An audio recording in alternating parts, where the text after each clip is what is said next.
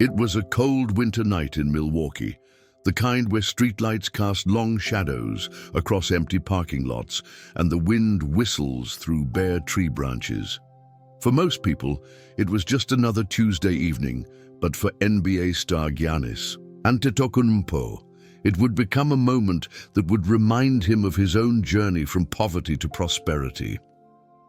He had just finished a late-night practice session at the Bucks training facility. The same dedication that had earned him the nickname, the Greek Freak, kept him on the court long after his teammates had gone home. As he drove through the quiet streets of Milwaukee, his mind wandered to his childhood in Athens, Greece, where his family had often struggled to find their next meal. The digital clock on his dashboard read 11:43 p.m. when he pulled into a Walmart parking lot to pick up some supplies. That's when he saw them. A family of four huddled in their car, breath visible in the cold night air. A father in the driver's seat, his head bowed in what looked like prayer or despair, and a mother in the passenger seat gently cradling a sleeping child. Another small figure was curled up in the back seat, wrapped in what appeared to be several layers of clothing. For Giannis, time seemed to stop. The scene before him wasn't just a snapshot of strangers in hardship. It was a mirror reflecting his own past. He remembered the nights his family had spent in uncertainty, the times when his parents, Charles and Veronica, had gone without food so their children could eat. The parking lot was nearly empty, save for a few cars scattered under the fluorescent lights. Giannis sat in his car, his hands gripping the steering wheel as memories flooded back. He thought about the people who had helped his family along the way, the small acts of kindness that had given them hope when they needed it most. A light snow began to fall, dusting the windshields of both cars. Through the gentle snowfall, Giannis could see the father adjusting a thin blanket over his children's shoulders. It was a gesture he had seen his own father make countless times, a parent trying to shield their children from the harsh realities of their circumstances.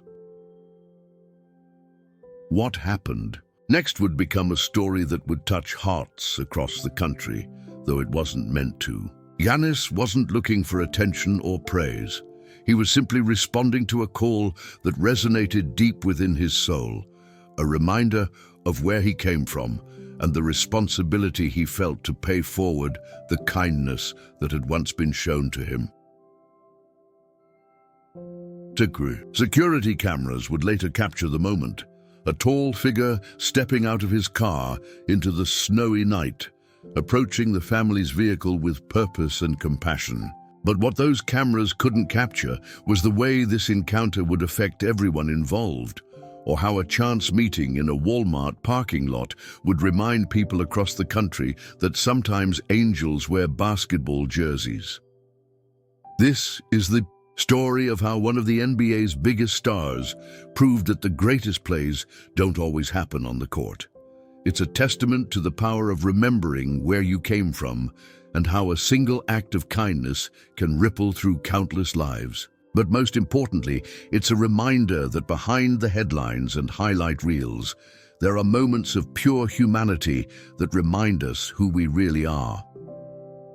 As the snow continued to fall on that Tuesday night in Milwaukee, no one could have predicted how this simple encounter would unfold or how it would touch the hearts of millions. But that's the thing about kindness. It has a way of creating its own kind of magic, especially when it comes from a place of genuine understanding and compassion. For the family in that car, it was just another difficult night in a string of many. For Giannis Antetokounmpo, it was a chance to be the person he had once needed. And for the rest of us, it would become a story that reminds us that sometimes the most powerful moments happen not in the spotlight, but in the quiet corners of a parking lot on a snowy night in Milwaukee.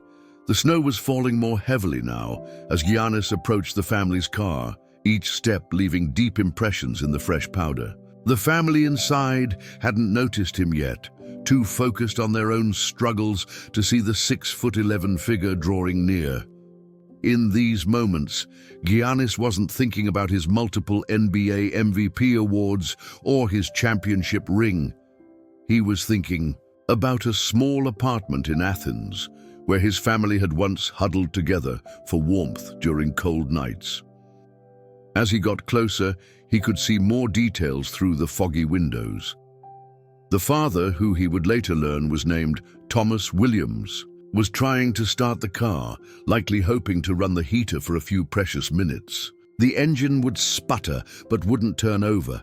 In the passenger seat, Margaret, his wife, was whispering soft reassurances to their youngest child, Sarah, while their older daughter, Linda, pretended to sleep in the back seat, though her eyes were open, watching the snow fall outside.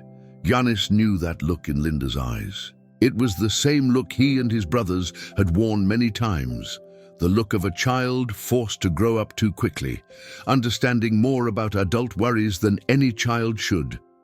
He remembered how his mother would tell them stories on their hardest nights, trying to help them escape into worlds where everything was possible, where hunger and cold were just temporary visitors. The tap on the driver's window was gentle, but it still made the entire family jump. Thomas rolled down the window just a crack, his expression a mixture of wariness and resignation. They had faced their share of security guards asking them to move along, of strangers with good intentions but uncomfortable questions. But this time was different. "Hello," Giannis said softly, his accent carrying warmth despite the cold. "I couldn't help but notice you might be having some car trouble. May I help?" The simplicity of the question belied its deeper meaning. Giannis knew from experience that pride often makes it hard to accept help, that sometimes the kindest thing you can do is offer assistance in a way that preserves dignity. Thomas hesitated, studying the tall stranger through the gap in the window. There was something familiar about him, but in the stress of their situation, he couldn't quite place it. "The battery's dead," he finally admitted, his voice rough with exhaustion. "We're just waiting for morning when the auto shop opens." Giannis nodded, understanding passing between them. "I have some jumper cables in my car. Maybe we can get it started now?" He paused, then added, "And I know a good place nearby where we can get some hot chocolate." "My treat. It's too cold to stay out here." Margaret turned in her seat, her eyes meeting Giannis's through the window. In that moment, something shifted. Perhaps it was the genuine concern in his eyes, or maybe it was just that their situation couldn't get much worse. But she gave a small nod to her husband. As Thomas stepped out of the car, the reality of who was standing before him finally clicked. His eyes widened slightly, but Giannis quickly shook his head with a small smile, a quiet request to keep things normal, to let this moment be about one human helping another, not about celebrity or status. While they worked to jumpstart the car, Giannis learned more about their story. Thomas had lost his job 3 months ago when the factory where he'd worked for 15 years suddenly closed. They'd managed for a while on savings, but then Margaret had gotten sick and the medical bills had piled up. They'd lost their house 2 weeks ago and had been living in their car since then, trying to keep their daughters in the same school while Thomas looked for work. The engine finally turned over, the sound of it catching bringing visible relief to everyone. But Giannis knew from his own family's experience that a running car was just the beginning of what they needed. "Follow me," he said simply. "I know a place where we can talk more comfortably." The place turned out to be a 24-hour diner just a few blocks away. As they settled into a large booth, the warmth of the restaurant began to thaw more than just their cold hands and feet. Linda and Sarah's eyes grew wide at the sight of the menu, though they tried to hide their excitement when their parents said they should just get water. "Please," Giannis said, "order whatever you like. I remember being hungry. No child should feel that way." He shared a look with Thomas and Margaret that spoke volumes. The understanding between parents who would do anything for their children, between people who had known what it meant to go without. As they ate, Giannis shared stories about his own childhood in Athens. He told them about selling watches and sunglasses on the street with his brother, about sharing one pair of basketball shoes, about the coaches and strangers who had helped his family along the way. With each story, he could see the tension in Thomas's shoulders easing slightly. See Margaret's grip on her coffee cup becoming less desperate. "Sometimes," Giannis said, watching Linda help her younger sister cut her pancakes, "life feels like a game where all the odds are stacked against you. But I learned something important from basketball. The game isn't over until the final buzzer. And even then, there's always another game tomorrow." It was nearly 2 a.m. when Giannis pulled out his phone and made a call. "I have a friend," he explained to Thomas and Margaret, "who owns some apartment buildings. He owes me a favor. He has a 3-bedroom unit available right now in your daughter's school district." He held up a hand as they began to protest. "Think of it as an advance on your future success. When you get back on your feet, you can pay it forward to someone else who needs help." But Giannis wasn't done. He had seen Thomas's work-worn hands, heard about his experience in manufacturing. "I also know someone who's looking for a maintenance supervisor at the Bucks' training facility. It's not exactly the same as your old job, but it's stable work with good benefits. Would you be interested in interviewing?" The tears in Margaret's eyes spoke volumes, but it was Linda's reaction that touched Giannis the most. The teenage girl, who had been trying so hard to be strong for her family, finally allowed herself to look hopeful. It reminded him of the day his family had received their Greek citizenship, the moment when they could finally see a path forward. As they finished their meals, Giannis wrote down his personal number. "Text me tomorrow. We'll get everything sorted." Out, he looked at each family member in turn, his expression serious. "But I need you to promise me something. When things get better, and they will get better, remember this night. Remember that sometimes people need help, and there's no shame in that. Remember that you can be the one helping others someday." The family's story might have ended there, with a simple act of kindness in a snowy parking lot. But what happened next would show how a single moment of compassion can create ripples that touch countless lives. Thomas did get that job at the training facility, and within 6 months, he had started a program to hire other people who were struggling to get back on their feet. Margaret recovered her health and began volunteering at a local women's shelter, sharing her story and helping other families navigate difficult times. Linda started a club at her high school to help students whose families were facing housing insecurity, understanding better than most what they were going through.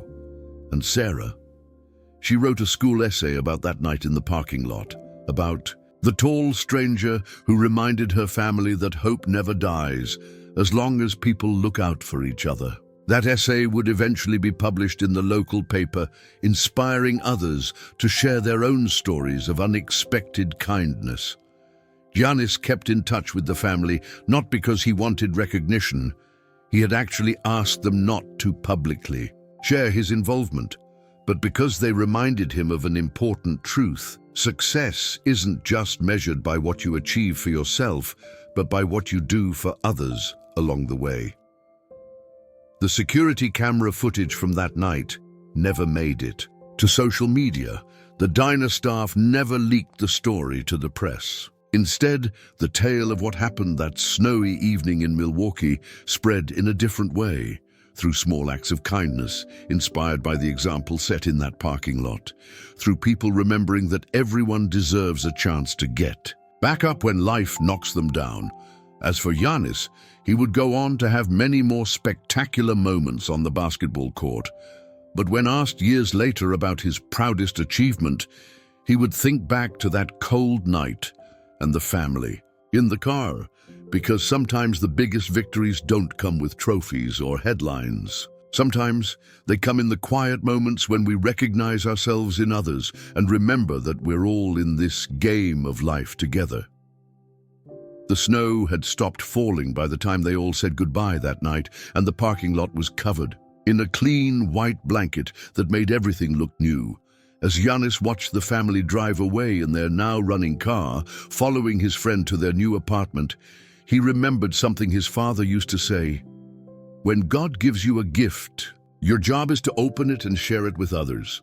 That night, in a Walmart parking lot in Milwaukee, Giannis Antetokounmpo didn't just share his gift.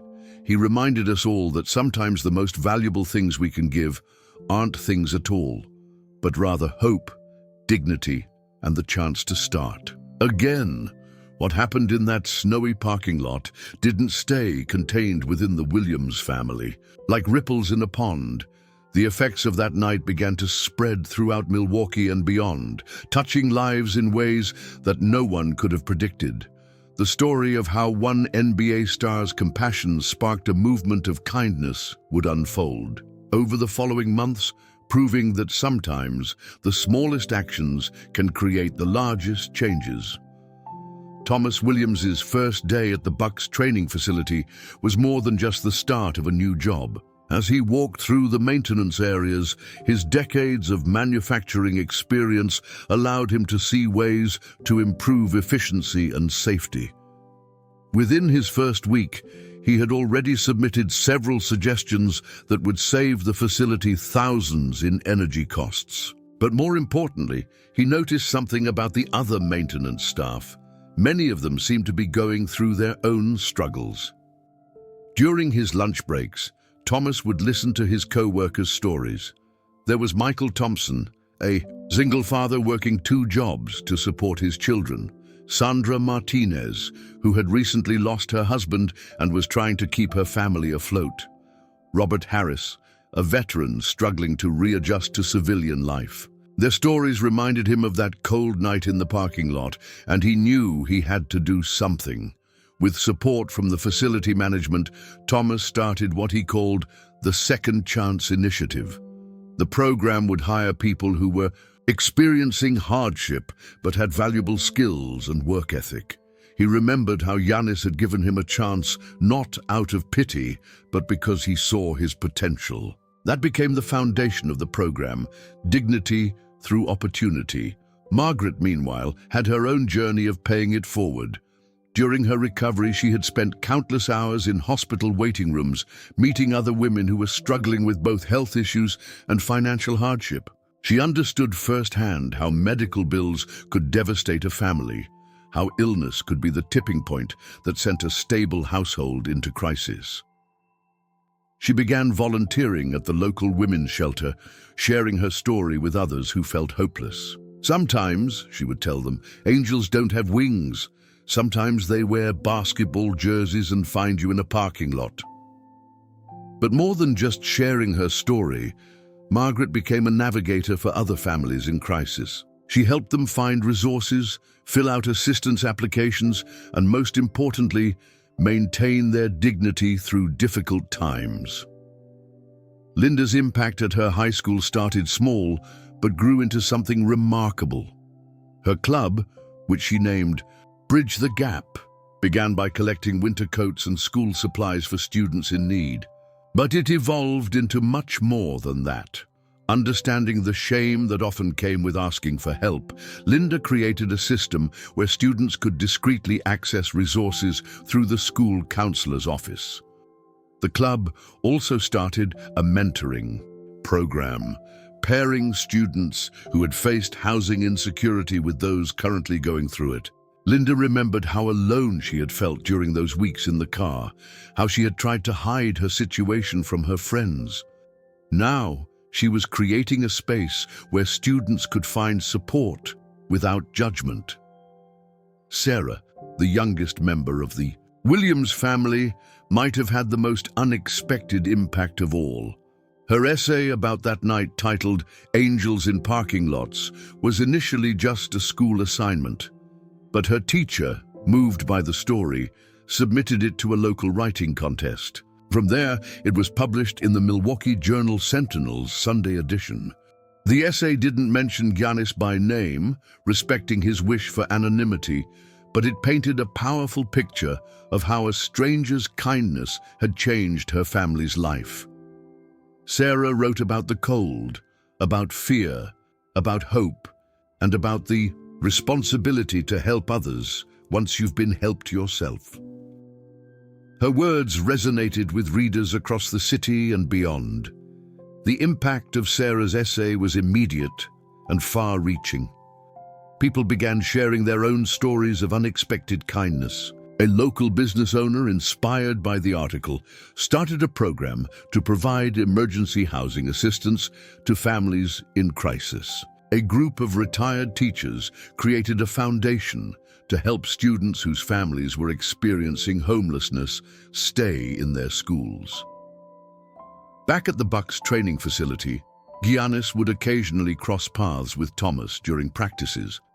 Their interactions were always brief and professional, a nod here, a quick greeting there, but both men understood the deeper connection they shared.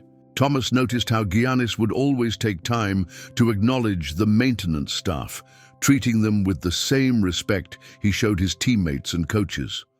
One day, about 6 months after that night in the parking lot, Thomas was cleaning up after practice when he found Giannis sitting alone on the court, long after the other players had left.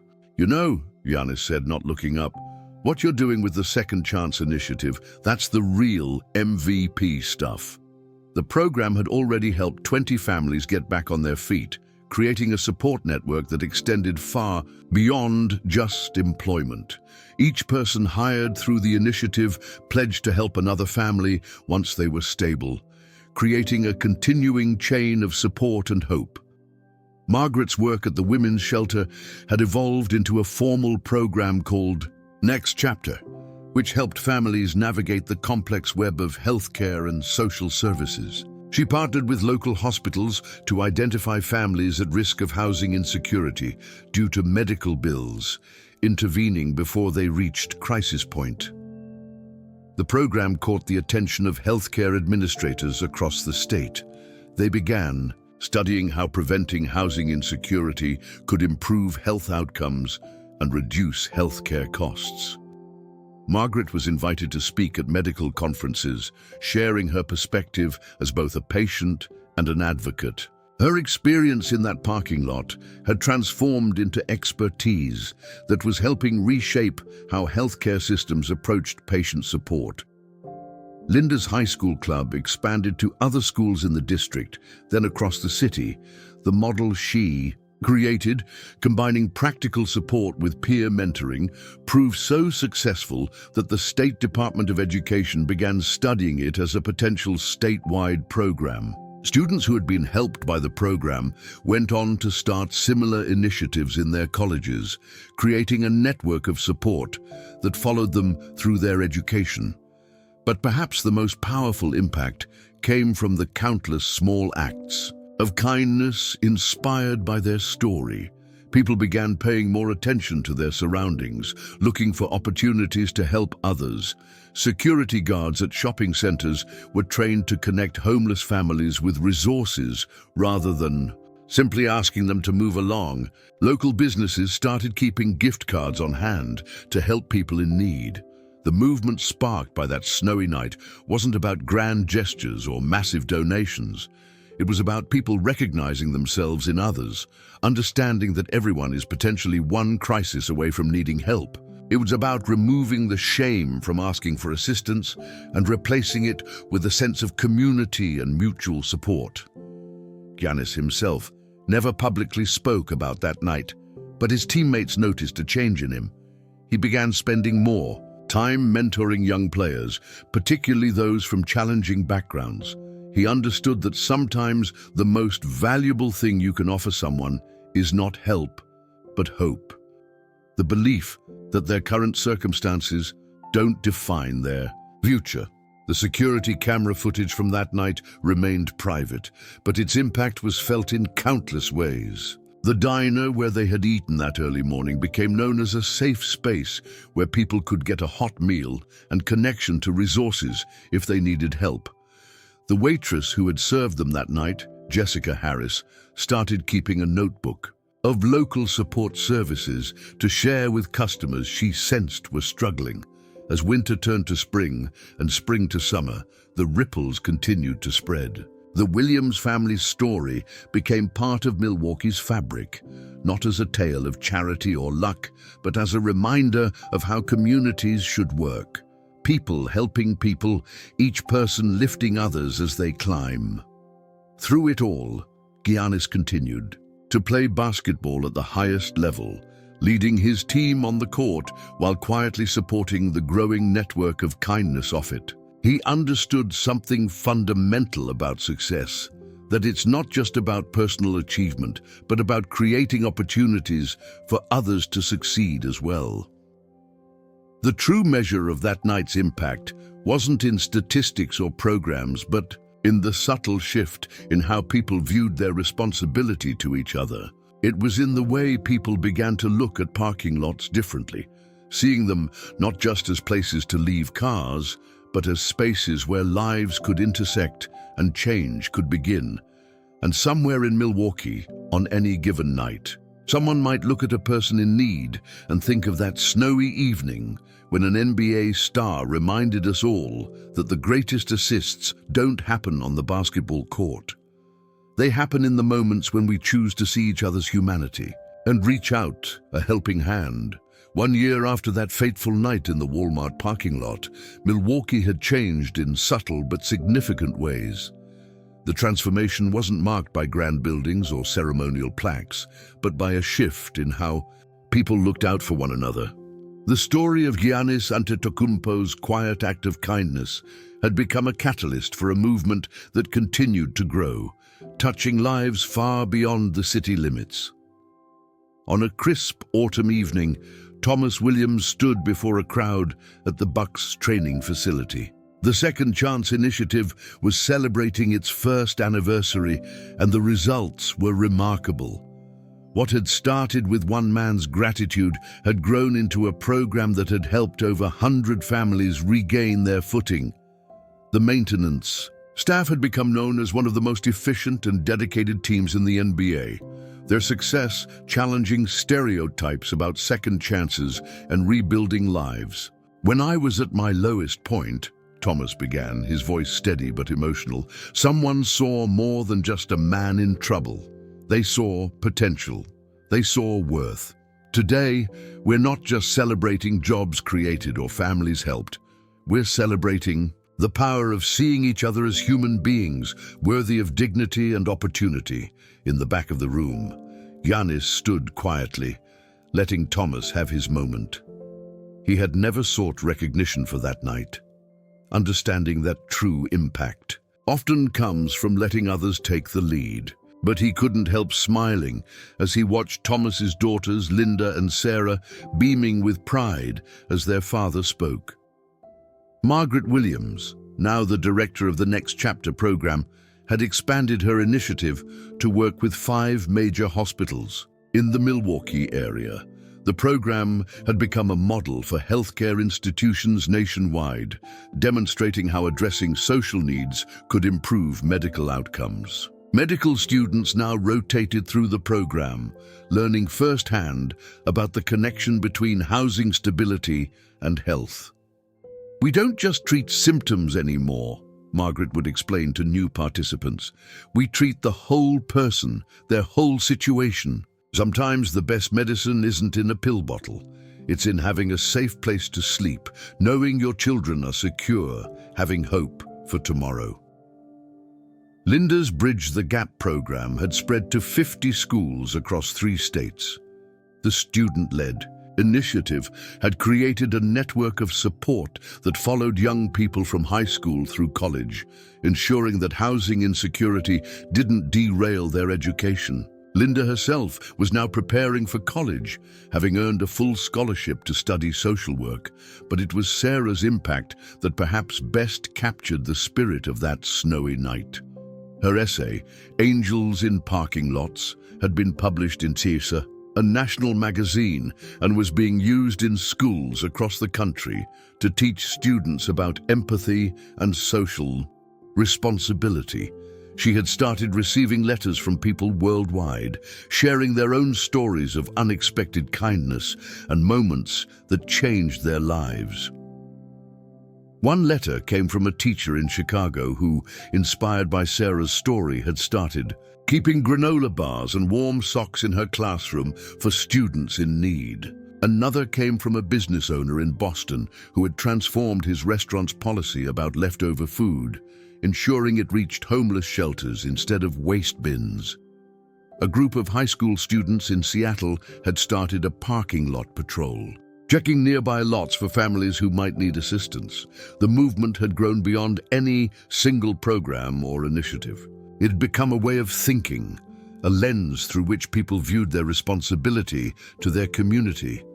Security guards at shopping centers across Milwaukee now carried resource cards listing local shelters and support services.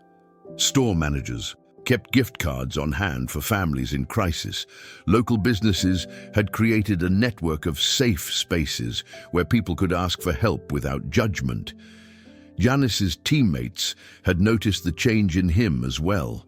His pre-game routine now included taking time to talk with the maintenance staff, learning their stories, understanding their challenges. He had quietly established a foundation that provided emergency housing assistance, but its real innovation was in how it operated, treating recipients as partners in their own recovery, emphasizing dignity over dependency. The diner where the Williams family had eaten that night had become something of an unofficial community center. The owner, inspired by what he had witnessed, had instituted a pay-it-forward system where customers could pre-purchase meals for those in need. The walls were now decorated with notes from people who had been helped and those who had helped others, each story a testament to the power of human connection. Jessica Harris, the waitress who had served them that night, had gone back to school to become a social worker, her experiences at the diner showing her the importance of being there for people in their moments of crisis. She still worked occasional shifts, saying the diner reminded her of how small acts of kindness could change lives. The impact extended into the sports world as well. Other NBA players, hearing whispers of what Giannis had done, began their own quiet initiatives. They understood that their platform gave them unique opportunities to help others, not through grand gestures or public donations, but through personal, meaningful interactions. Local businesses had started what they called the parking lot promise, pledging to treat people experiencing homelessness with dignity and connecting them with resources rather than simply asking them to move along. The initiative had spread to other cities, changing how communities approached the challenge of homelessness. One evening, almost exactly a year after that snowy night, Giannis found himself back in that same Walmart parking lot. He sat in his car for a moment, remembering. The space where the Williams' car had been was empty now, but the memory of that night remained vivid. As he watched, a security guard approached a car where a family appeared to be sleeping. Instead of asking them to leave, the guard offered them a resource card and directions to a nearby shelter. The moment crystallized something Giannis had been thinking about: how change happens not through single dramatic actions, but through countless small decisions to do things differently. The guard hadn't known Giannis was watching, hadn't been performing for an audience. He was simply doing what had become normal in Milwaukee, seeing people in need as people first. During a rare interview where he obliquely referenced that night, Giannis spoke about success in a way that surprised many. "The biggest assists," he said, "don't show up in any stat sheet. They happen when we recognize ourselves in others and remember that we're all just one moment away from needing help or being able to offer it." The Williams family had moved into a comfortable home in a nice neighborhood, but they never forgot their time in the parking lot. They kept their car stocked with emergency supplies, blankets, food, gift cards, ready to help others as they had been helped. Their story had become part of Milwaukee's modern folklore, not because of its drama, but because of its simplicity. One person seeing another's need and choosing to help. Sarah, now in high school, had started a tradition of leaving anonymous notes of encouragement on windshields in parking lots across the city. Each note contained a message of hope and a gift card for groceries or gas. She never signed them, understanding as Giannis had that the power of kindness doesn't require recognition. The security camera footage from that night remained private, but its impact was felt in countless ways. The Walmart had installed a sign in its parking lot with information about local resources for families in crisis. Other businesses followed suit, transforming parking lots from places of last resort to first points of contact for help. As Milwaukee prepared for another winter, the city had changed in ways both visible and invisible. The number of families sleeping in cars had decreased significantly, not just because of programs and resources, but because people had learned to see and help each other differently. The city had discovered that community isn't built through grand gestures, but through daily choices to acknowledge and support one another. Giannis continued to play basketball at the highest level, his achievements on the court making headlines. But his greatest legacy was growing quietly in parking lots and diners, in schools and hospitals, in the countless small moments when people chose to see each other's humanity and act with kindness. The story of that snowy night had become more than just a tale of one basketball star's generosity. It had become a reminder that we all have the power to change lives, that sometimes the most important assists happen off the court, and that true greatness isn't measured in points scored or games won, but in moments when we choose to be there for one another. In the end, the legacy of that night wasn't just about helping one family. It was about reminding us all that sometimes angels wear basketball jerseys, that hope can be found in parking lots, and that the greatest game we play isn't basketball. It's the daily choice to see each other's humanity and respond with kindness.